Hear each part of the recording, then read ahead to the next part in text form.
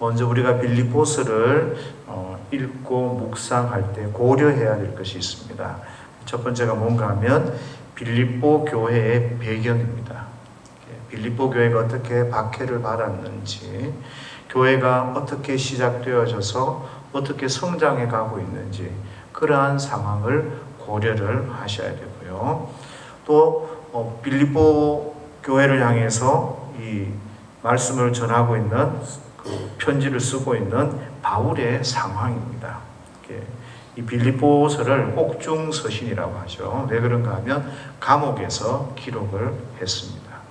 지금 바울이 당하고 있는 상황은 감옥에 있다. 그리고 나서 바울의 위치에서 지금 빌립보 성도들에게 무엇을 어떻게 설명하는지 그것들을 잘 살펴보시면서 빌립보서를 묵상하시고 읽어가시면 좋을 것 같습니다. 먼저 빌립보는 바울이 복음을 전하기 한 200년 전에 이미 로마 식민지가 되었습니다. 그래서 나름 로마 시민으로서의 자긍심을 가지고 살아가고 있었죠. 근데 여기에 바울이 가서 복음을 전하게 됩니다. 바울이 이제 1차 전도 여행을 마치고 난 뒤에 2차 전도 여행을 다시 시작할 때 처음 갔던 곳들을 이렇게 거의 다녔어요. 그리고 나서 바울이 비두니아로 가고자 하는 그 새로운 지역을 가서 복음을 전하고자 하는 마음들이 굉장히 많았습니다. 그런데 하나님께서 성령님을 통해서 비두니아로 가지 못하게 막으시는 거예요. 그러면서 마게도냐 사람의 환상을 바울에게 보여줍니다. 그렇게 해서 이 마게도냐 가서 첫 성, 이 빌립보에서 루디아라는 자주장사를 만나고 그 여인에게 복음을 전하고, 그런데 귀신 들린 여자가 점치는 여자가 있어서 그 점치는 여자 때문에 괴로워서 귀신을 쫓아내줬더니 이 점을 못 치는 그 일들 때문에 고발을 당하고 옥에 갇히는 거죠. 거기에서 빌립보 감옥에서 바울이 찬송하고 기도하는 가운데 이제 모든 이게 풀리는 그런 놀라운 기적들이 일어나죠. 그때 간수가 자기가 모든 사람이 도망간 줄 알고 자결을 하려고 그러는데 자결하지 마라.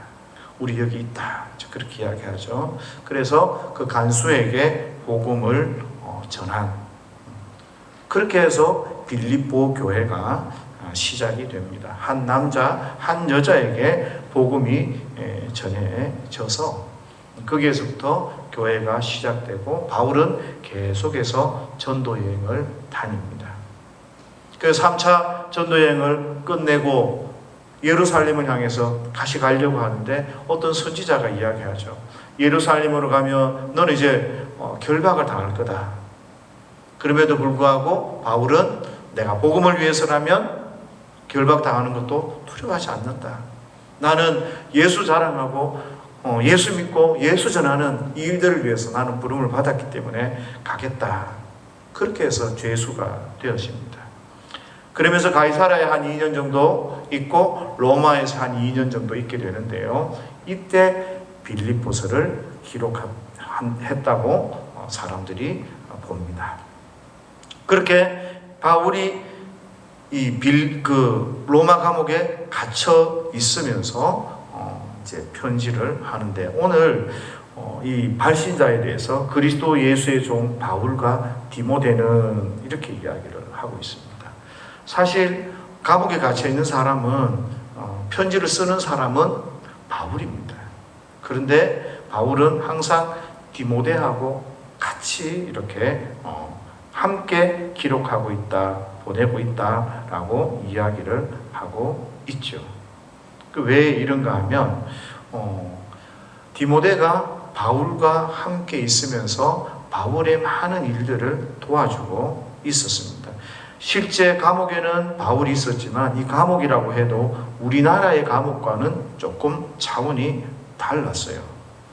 약간의 자유가 있었던 것으로 사도행전에 이야기를 하고 있습니다. 외부인들이 수시로 이제 찾아올 수도 있었고, 그러면 바울은 그때 복음을 전하기도 하고, 그러니 디모데는 바울 옆에서 계속해서 바울을 만나고 어떤 일이 있었습니다 보고도 하고, 바울이 필요한 것들에 대한 심부름도 하고, 또 바울의 명령을 따라서 권고를 따라서 이 교회 저 교회 방문하기도 하고 교회를 돌아보는, 이렇게 함께 사역을 했던 것으로 보이죠. 그래서 오늘 바울이 디모데와 함께 이 빌립보 성도들에게 편지한다라고 이야기를 하고 있습니다. 그래서 발신자는 바울과 디모데로 이야기를 하고요. 편지를 받는 이 수신자는 누군가? 오늘 특별한 표현이 좀 있죠.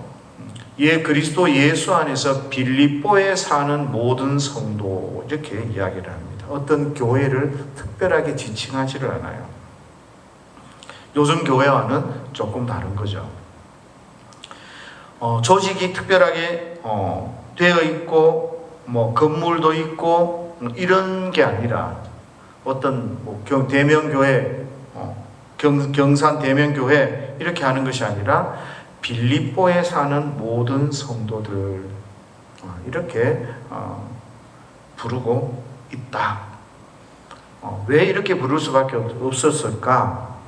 당시 예루살렘 교회를 좀 상상해 보면 될 것 같아요. 예루살렘 교회는 약 한 2만 명 정도의 성도가 있었다고 추정하고 있습니다.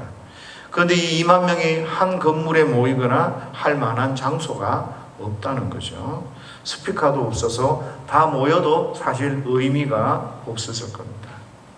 그래서 성도들이 나누어져서 분산해서 모이고, 또 이 일들을 12사도가 여기저기서 사역을 하면서 그렇게 성도들을 돌아보는 그런 형태의 교회였을 거죠. 그러다 보니까 대부분이 가정교회 형식인 거죠. 구역처럼 모여있는. 그래서 때로는 똑같은 이야기 내용이지만 멀리 있는 구역, 멀리 있는 사람들은 말씀을 잘 못 들었을 수도 있고 광고를 잘 못 들었을 수도 있는, 그리고 어떤 사람은 또 우연히 잘 듣게 되고 빠르게 전파되는 그런 차원의 교회들. 우리도 그렇잖아요. 큰 교회 구역이 있으면 전체로 이렇게 만약에 광고를 하면 잘 빨리빨리 되는 사람도 있고 못 듣는 사람도 있고 하는 것처럼 거죠. 빌립보 교회도 그랬던 것 같아요. 그렇게 이제 온 빌립보에 사는 성도들이 한 교회 한 몸, 이런 개념들을 가지고 그렇게 하나님 앞에 섰는데, 그러나 이 빌립보 교회는 적어도 작은 그 제도가 확립되어 있는 것으로 보입니다. 왜냐하면 감독들과 집사들을 소개하고 있거든요. 그리스도 예수 안에서 빌립보에 사는 모든 성도와 또한 감독들과 집사들에게 편지한다. 감독은 장로와 같은 말이라고 생각하시면 될 것 같습니다. 단어는 다르지만요, 역할은 같습니다. 사도행전에 보면 이제 에베소 교회 장로들을 불러놓고 감독자로서 어떤 삶을 살아야 되는지 바울이 이야기를 하거든요. 그렇다면 감독과 이 장로의 역할은 같은 거예요. 그런데 이 감독들을 복수로 기록하고 있습니다. 그러면 바꿔서 이야기하면 장로님들이 굉장히 많았다는 거죠. 그런데 이 빌립보에서 복음을 전한 지가 과히 그렇게 시간이 길지 않은데 왜 이렇게 장로님들이 많아졌을까? 이 생각을 좀 해볼 수 있을 것 같습니다. 짧은 시간에 장로님을 세울 수 있었던 이유는 그냥 대충 해서 장로님을 세운 게 아니고, 이 장로님은 새신자들이 아닌 거죠. 이미 하나님을 알고 있었던 유대인들, 하나님을 섬기고 있었던 그 유대인들이 복음을 받아들이고 변화된 그런 사람들이 지도자가 되어졌고, 그리고 유대 교회에 있었던 그런 장로라는 그런 위치, 직분들을 그냥 그대로 받아들였던 것으로 보이는 겁니다. 그러니까 바울하고 비슷한 거죠. 열심히 율법을 배우고 깨닫고 알고 있었는데 이제 예수님을 만나서 새롭게 바뀌고 정리된, 그래서 이제 예수님을 전하는. 그러나 우리 교회, 우리나라는 어때요?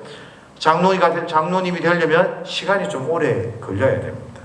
왜냐하면 하나님을 잘 배우고 알아야 되고, 또 하나님의 말씀 앞에 믿음으로 잘 훈련받고 연단받아야 되는 거죠. 상황이 좀 다른 거예요. 그러나 장로님은 지도자로서의 역할들을 감당해야 되기 때문에 어떻게 해요? 하나님을 잘 알고 훈련받고 연단받는 사람이 되어져야 합니다. 그리고 이제 집사님들이 또 나와요. 이 집사님들이 나오는데 사도행전 이제 6장에 보면 7 이제 집사를 세운다라고 이야기를 하는데요. 재정 관리할 사람을 세우는데 사실은 집사라는 단어가 나오지를 않죠. 그런데 대부분 집사라고 생각을 합니다. 그래서 집사라는 의미는 봉사하는, 모든 일들에 있어서 봉사하는 사람을 집사라고 이야기를 한다 생각하시면 될 것 같아요. 재정 관리를 하게 되기도 하고 구제를 하기도 하고 또 다른 여러 가지 일들을 하는 사람들을 집사님이다라고 이야기를 합니다. 그러면 여기서 분명해지는 거 하나가 나옵니다. 뭔가 하면 감독은 결코 재정을 관리하는 사람이 아니다라는 거예요. 사도들이 재정 관리하는 것 이런 것들을 안 하려고 세워진 게 이제 7 사람인 거죠. 그래서 자기가 무슨 일들을 하고 어떤 일들에 최선을 다해야 되는지 저와 여러분들이 조금 고민을 해야 될 것 같아요. 장로님은 이제 이 시대에 장로님은 말씀을 가르치고 기도하고 다스리고 하는 그 일들에 집중했어야 되고, 집사님들은 봉사하고 섬기는 그런 일들에 최선을 다했어야 하는 겁니다. 왜 이렇게 일을 분류하면서까지 이 제도, 직분들이 필요한 걸까요? 정말 중요한 것들을 저와 여러분들이 잘 보존하고 잘 교육하고 잘 가르쳐야 하기 때문이죠. 잘못 가르치면 그 인생이, 그 삶의 방향이 뒤틀어집니다. 돈이 이 세상에서 가장 좋은 것이라고 가르치면 사람들은 돈을 향해서만 달려갈 겁니다. 그러나 그것보다 더 중요한 하나님의 말씀이, 하나님의 십자가가 어떤 의미인지를 잘 가르치면 사람들은 어렵고 힘들지만 그 길을 향해 달려갈 거라는 거죠. 그래서 장로는, 감독자는, 적어도 지도자는 말씀 앞에 집중하고 기도하고 다스리는 그런 일들에 집중해야 할 것을 우리가 좀 생각해 볼 수 있습니다.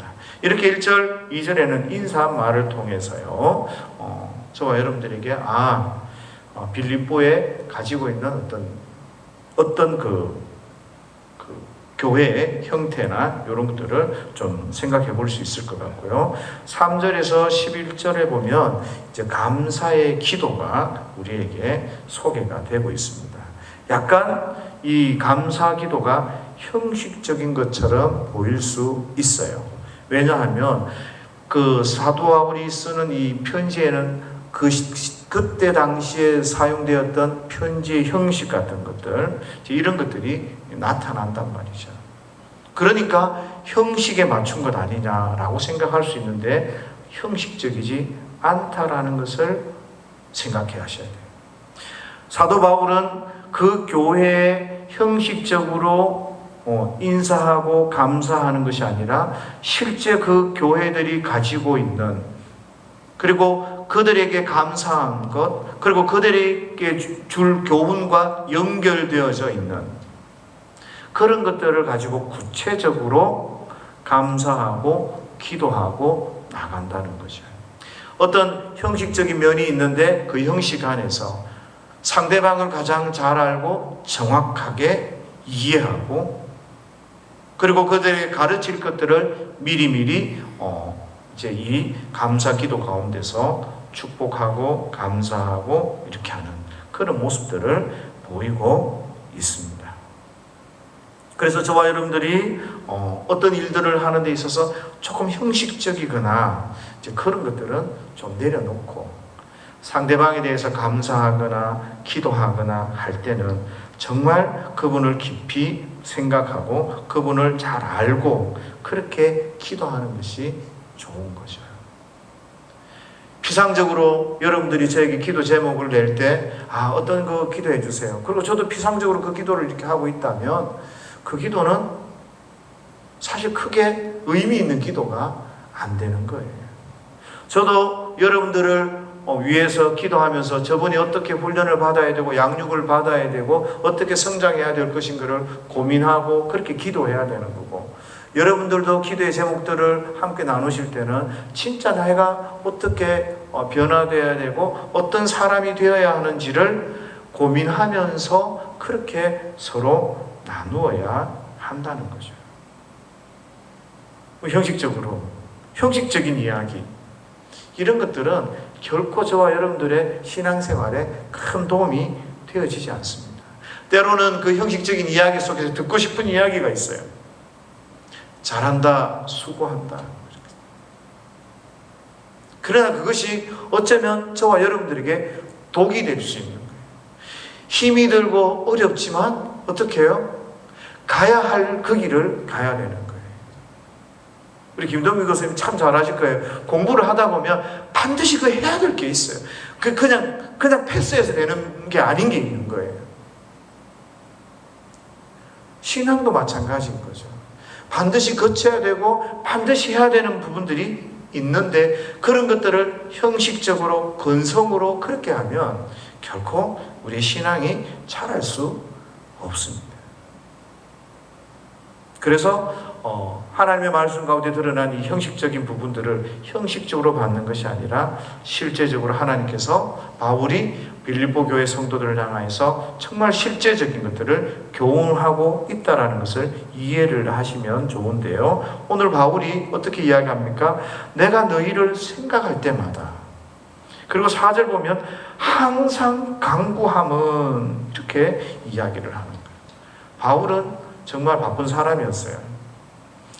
많이 다녀야 되죠. 말씀을 가르쳐야 되고 텐트 치는 부업도 해야 됩니다. 그러는 과정 가운데서 계속해서 기도하시는 거죠. 기도를 참 많이 하신 거예요. 항상 하는 거예요. 기도할 때 막연히 하는 것이 아니었어요.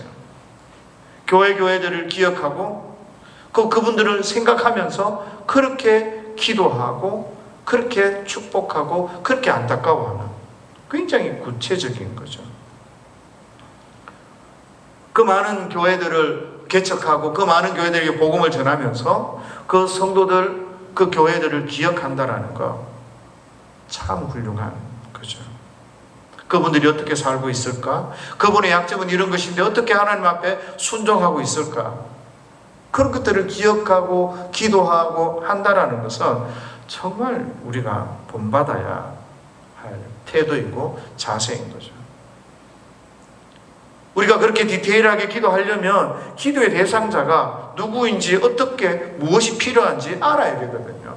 어떤 기도가 필요한지 알아야 되거든요. 내가 그분 때문에 감사한다면 그분이 어떤 일을 행하고 있고 어떤 삶을 살아가고 있는지 알아야 되거든요. 영적 상태가 어떤지. 그래야 감사하고 기도할 수 있는 거죠. 근데 바울이 전화 한 통으로 알 수 있고 이런 사정도 아닌데 정말 성도들을 잘 보살폈던 것 같습니다. 이런 훌륭한 목회자였던 바울 이야기를 하면 참 죄송하죠, 그죠? 여러분들 불쌍하고 정말 훌륭하신 이런 목사님들을 만나서 함께 서로가 교제하고 서로가 기도의 제목들을 나누고 함께 믿음의 거룩한 삶을 살아가야 되는데 이런 것들이 너무 현실에 바쁘고 어렵다고 해서 잘 안 되는 부분들이 많은데 그렇게 하면 안 되고요. 함께 기도하고 서로에게 사랑과 관심과 정말 제대로 해야 되는 그 일들을 가지고 기도하고 나누어야 한다는 거예요. 사실 어떤 경우에는 A처럼 기도해달라 그래도 B처럼 기도할 때가 있어요. 왜 그럴까요? 다른 사람은 다 A처럼 기도한다고 하지만 목사는 B처럼 기도할 때가 있어요. 왜냐하면 깊은 교제가 있어서 그분의 상황이 어떤지 알 때. 다른 사람들은 그 사정을 잘 몰라요. 그 아픔을 잘 몰라요. 그러나 목사는 알아요. 그래서 B처럼 기도할 때가 있는 겁니다. 어쨌든 저와 여러분들이 섬기는 우리 교회가 정말 이렇게 아름다운 교제가, 목사도 더 성숙해지고 여러분들도 더 성숙해지고 해서 서로 성도는 성도와 함께 교제하고 이렇게 해서 좀 아름다운 그런 기도와 교제가 좀 있었으면 좋을 것 같습니다. 그리고 4절 5절에서 이 감사의 내용들이 이제 드러나고 나타나는데요. 너희가 첫날부터 이제까지라고 이야기합니다. 첫날부터 이제까지라는 말은 뭡니까? 바울이 빌립보에서 복음을 전했던 그때부터 지금 감옥에 갇혀서 편지를 쓰고 있는 지금까지 시간이 흘렀고 많은 시간들 떨어져 있었지만 복음을 위한 일에 빌립보 성도들이 참여하고 있다, 그렇게 이야기합니다. 내가 정말 하나님 앞에 기도하고 기쁨으로 너희들 두고 감사하고 하나님 앞에 너희들을 올려드리는 거, 그 처음 만난 그때부터, 복음을 받은 그때부터 지금까지 복음에 참여한 자가 되었다. 그런데 여러분들, 복음에 참여했다는 의미가 어떤 의미인가요? 복음에 참여했다. 나도 복음 전하고 있다? 복음에 참여했다는 의미가 어떤 의미일까?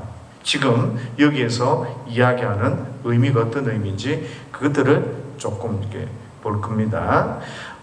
이 복음에 참여한다라는 것은요, 우리가 가진 것을 나누는 것이다, 그렇게 생각해 볼 수 있습니다. 특별히 헌금이 헌금. 왜 그런가 하면 어떤 분들이 빌립보서 4장에 가면요, 빌립보서 4장에 가면 빌립보 성도들이 바울의 필요를 채우고 그리고 헌금한 그런 이야기들을 쭉 이야기를 합니다.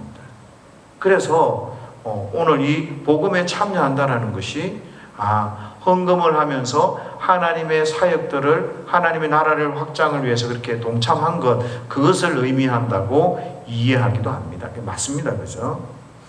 우리가 복음 사역을 하는데 경비가 드는 일이 많아요. 그죠? 그래서 어떤 분들이 돕고 또 나는 그 일들을 통해서 가난한 자를 섬기고 또 복음을 전하고 하면 얼마나 좋겠어요. 그리고 우리가 또 직접 가지 못하면 물질로라도 그렇게 나누면 참 좋아요. 이것도 복음에 참여하는 한 가지 방법이기는 합니다. 그러나 오늘 여기에서 복음에 참여한다라는 것은 조금 더 큰 것을, 또 다른 의미를 우리에게 설명해 주는 것 같아요.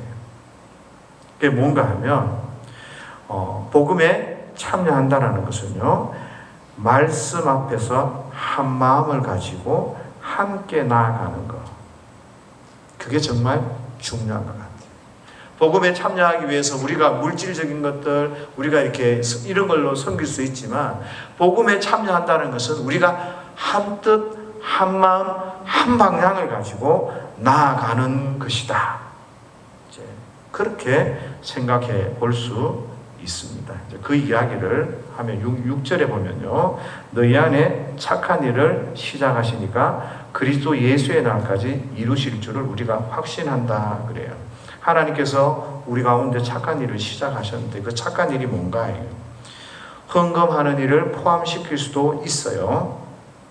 그런데 그 뒷부분에 그리스도의 예수의 날까지 이루실 줄을 우리가 확신한다라는 이 말이 조금 헌금하는 걸 끝까지 주님 오실 그때까지 막 이렇게 하게 하겠다, 이렇게 이야기하기에는 조금 부담스럽고 조금 애매한 부분이 있습니다.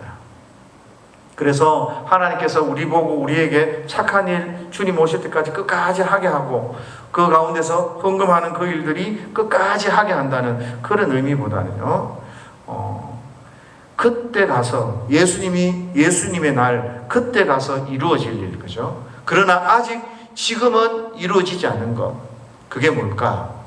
복음과 관계되어졌을 때 그것이 구원의 삶과 연관이 있어 보이는 것처럼 보입니다. 그래서 정리하면 이런 거죠. 너희가 지금 복음을 받았고 이제 착한 일을 시작하시니가 예수 그리스도의 날까지 이루실 줄 우리가 확신한다는 이 말이, 이제 너희가 복음을 받았고 복음에서 자라가지만 그러나 아직 덜 자란다. 그래서 하나님께서 온전하게 자라도록 하실 것이다. 너희가 구원을 받고 구원에서 자라가고 하지만 그 구원이 완전히 이루어지도록 하나님께서 역사하실 거다. 이런 표현으로 보여집니다. 일단 이제 이 6절 말씀은 조금 이렇게 놔두고요. 복음을 위한 누가 복음에 참여하는 일인가 그거를 이제 설명하는데, 일단은 7절을 좀 보셔야 합니다. 7절을 보면 내가 너희 무리를 위하여 이와 같이 생각하는 것이 마땅하다 그러면서요, 바울이 뭐라고 이야기하는가 하면 너희가 내 마음에 있다 그렇게 이야기해요. 다른 사본에는 내가 여러분들 마음에 있다 이렇게 이야기를 하는 사본도 있습니다. 그러니까 당신이 내 마음에 있어, 내가 당신 마음에 있어, 이 무슨 의미인 것 같습니까? 굉장히 사랑하고 굉장히 간절하고 굉장히 참 간절한 그 어떤 것들이 함께 있음이 드러나는 그런 표현으로 보여지는 겁니다. 그러니까 네가 내 안에 있어. 그 사랑하는 사람들께 하는 대사, 그죠? 내가 네 안에 있어 이렇게 이야기하는 것처럼 바울의 마음속에 빌립보 성도들이 항상 그 안에 있다는 거죠. 굉장히 친밀한 교제와 사랑과 관계 가운데 있다는 것을 설명을 합니다. 그러면서 나의 매임과 감옥에 가는 거 있잖아요. 그래서 그 재판 받으려고 다니는 거 있잖아요. 그리고 복음을 변명함과 확정함에 나와 함께, 그러니까 빌립보 성도들이 나와 함께 참여했다 이렇게 표현하고 있잖아요. 은혜에 참여한 자가 됩니다. 이렇게 하면서 나와 함께 참여한 자가 되었다 그렇게 설명을 하고 있습니다. 좀 이해하기가 쉽지가 않아요. 네가 내 마음에 있고 너는 내 매임에도 같이 참여했고 내가 변명할 때도 함께 했고 내가 복음에 대해서 확정할 때도 그때도 너희들은 나와 함께 했다라고 이야기를 하고 있었습니다. 실제로 바울은 감옥에 갇혀 있고 바울이 심판대 앞에 재판관 앞에 섰을 때 빌립보 교인들이 같이 있을 수가 없잖아요. 함께 있을 수가 없는데 함께 했다라고 이야기를 하는 거죠. 이 말은 조금 실제적으로 그렇게 실제적으로 있지 않았지만 이 말은 무슨 말이에요? 내가 감옥에 갇혀 있고 내가 복음을 전하고 내가 막 이렇게 할 때 너희가 나에게 대해서 굉장한 관심을 갖고 있었고 너희는 내가 하는 그 모든 일을 듣고 있었고 그리고 내가 하고 있는 그 일들을 통해서 복음을 전하는 그 일들을 통해서 너희는 깨닫고 있었고 그리고 그 가운데서 복음에 대한 이야기들을 듣고 배우고 자라가는 너하고 나하고 뗄래야 뗄 수 없는 정말 사랑하고 정말 함께하기 때문에 온 관심과 온 그 마음들이 함께 있는 그런 상태와 태도를 이야기하는 것 같은 거예요. 결국 바울에게 관심을 가지고 바울이 하는 복음 전하는 그 일들을 통해서 빌립보 교인들이 그래, 이번에 바울이 복음을 증명하고 그 감옥 가운데서 어떤 이야기를 했어? 그때 어떤 이야기를 했는가 하면 바울이 자기가 다메섹 도상에서 예수님을 만나고 예수님의 부활에 대해서 그리고 본인이 어떻게 깨달았는지를 막 설명하는 가운데 우리는 그 설명의 이유를 몰랐는데 그래, 그렇게 해서 바울 선생님은, 바울 사도는 복음을 더 확정하고 은혜 가운데 있게 되었다. 이런 이야기들을 듣고 전하면서 그 뉴스를 통해서 깨닫고 성장해 가는 거죠.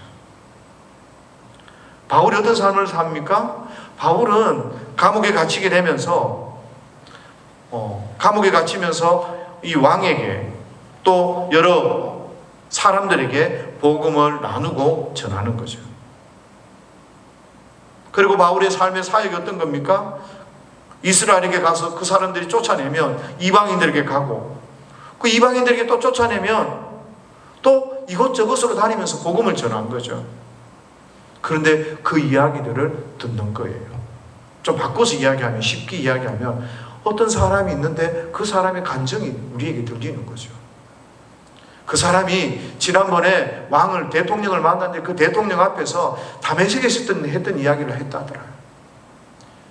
그리고 부활하신 주님을 만났다 하더라. 아니, 이번에는 어느 총장님을 만나고 어느 교수님을 만났는데 그 무신론자 교수님을 만나서 그 성도가 어떻게 말했는가 하면 하나님 살아계시고 그 창조론을 가지고 철저하게 그 잘못된 진화론에 대해서 이야기했다고 하더라. 그런 감정들을 건너서 듣게 되는데 빌립보 교인들이 어떻게 해요? 바울이 하는 그 모든 일들에 관심을 가지고 집중하고 한 마음 한 뜻이 되어져서 한 가르침을 받으며 그 말씀의 이해와 그 말씀의 해석과 그 말씀의 뜻을 잘 깨달아서 함께 걸어가고 있다. 이런 이야기, 이런 모습인 거예요.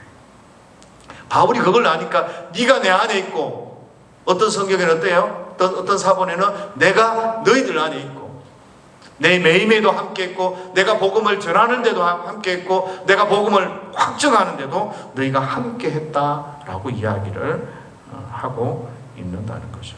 그러니까 바울이 복음을 전하는 곳에 빌립보 성도들이 복음에 동참한다는 말씀, 관심을 가지고 교제하고 기도하고 또 그 말씀을 듣고 나도 변하고 서로 전하면서 깨닫고 또 변하는 그런 삶을 살고 있다라는 거죠.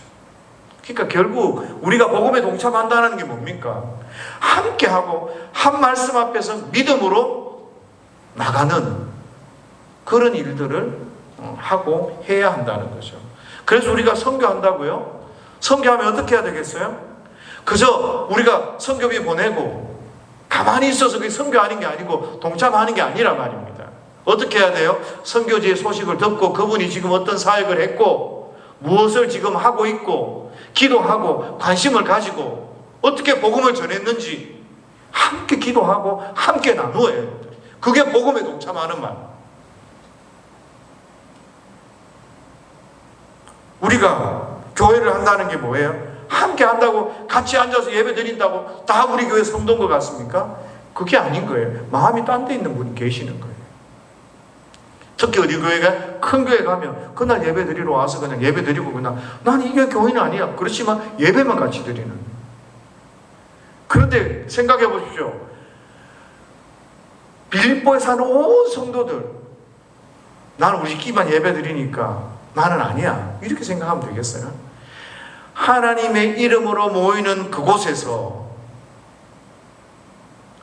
하나님의 이름으로 모이면 한 가르침을 받아야 되고 모두 말씀 앞에 서야 되고 하나님을 사랑하고 그렇게 가야 되는, 하나님이 우리의 기준이 되고 하나님을 목표로 향해서 그렇게 저와 여러분들이 노력하고 애쓰고 나가야 되는, 그게 복음에 참여하고 함께하는 사람인 거죠.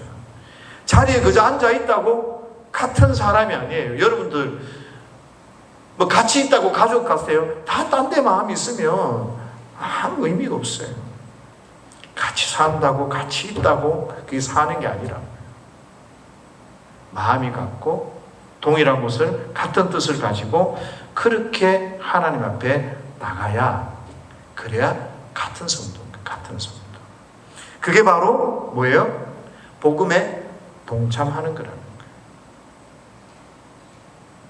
우리 교회가 나아가야 할 방향이 뭐고, 하나님이 기뻐하시는 뜻이 무엇인지 함께 고민하고, 함께 나누고, 함께 그것들을 위해서 기도하고, 그게 내가 복음사에게 동참해서 함께 나가는.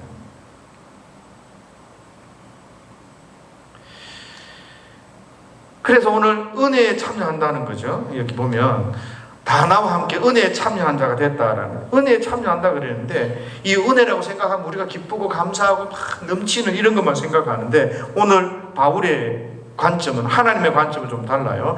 고난이 있지만 복음을 전하는 일에 관심을 가지고 함께 가지고, 나도 성장하고 너도 성장하고 같이 그 일들을 통해서 깨닫고, 그렇게 함께 하나가 되어져서 나아가는, 그 복음에 동참하는, 그게 바로 은혜라는, 은혜. 저와 여러분들이 오늘 그 일들에 동참하고 그 일들에 우리가 믿음으로 헌신하고 나가는 사람으로 부름받은 거예요. 사실 저와 여러분 자격 없잖아요. 하나님의 백성으로 불림 받을 자격이 없거든요. 그런데 하나님이 일에 동참한다는 것이 얼마나 큰 은혜이고 귀한 일이냐.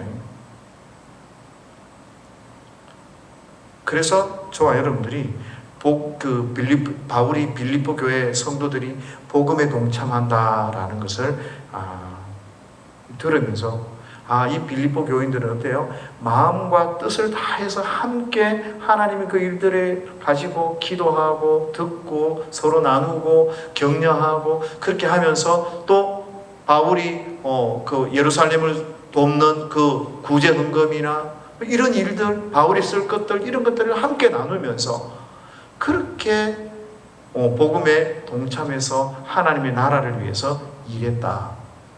오늘 저와 여러분들도 하나님이 원하시는 게 뭘까? 그렇게 복음에 참여하라는 거예요.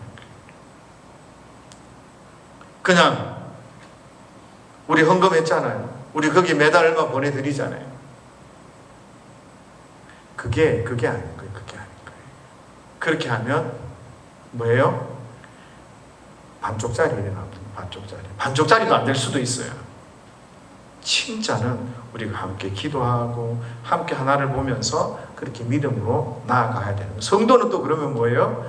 성도는 하나님의 말씀을, 가르침을 받고 다 같이, 저 사람이 좀 약하면 가서 도와주고, 힘내라. 내가 기도하고 있어요.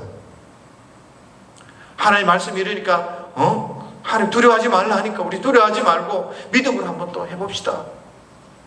서로 말씀을 통해서 배우고, 또 그 말씀을 나누고 가르치고, 이렇게 해서 공동체가 세워져 가야, 그래야 된다. 그래서 복음에 참여하면요, 서로 자라가게 되고 함께 나누게 되고 함께 성장하게 됩니다. 그런데 마음 없이, 하나님을 향한 그 중심 없이 그렇게 하고, 그렇게 신앙생활을 하면요, 되게 어렵습니다.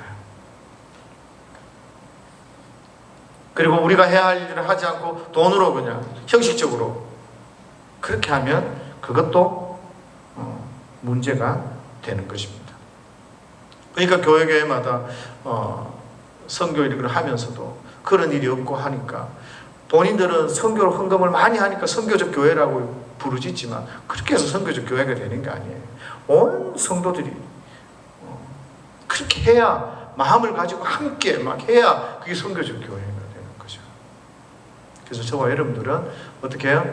성경적 교회, 선교적 교회가 되기 위해서 하나님의 말씀을 누구는 하고 누구는 안 하고, 이게 아니라 서로 붙들고 같이 기도하고 같이 함께 할 수 있는 그런 저와 여러분들이 되어져서 하나님을 기쁘시게 하는 그런 아름다운 교회로 성장해 갈 수 있으면 좋겠습니다.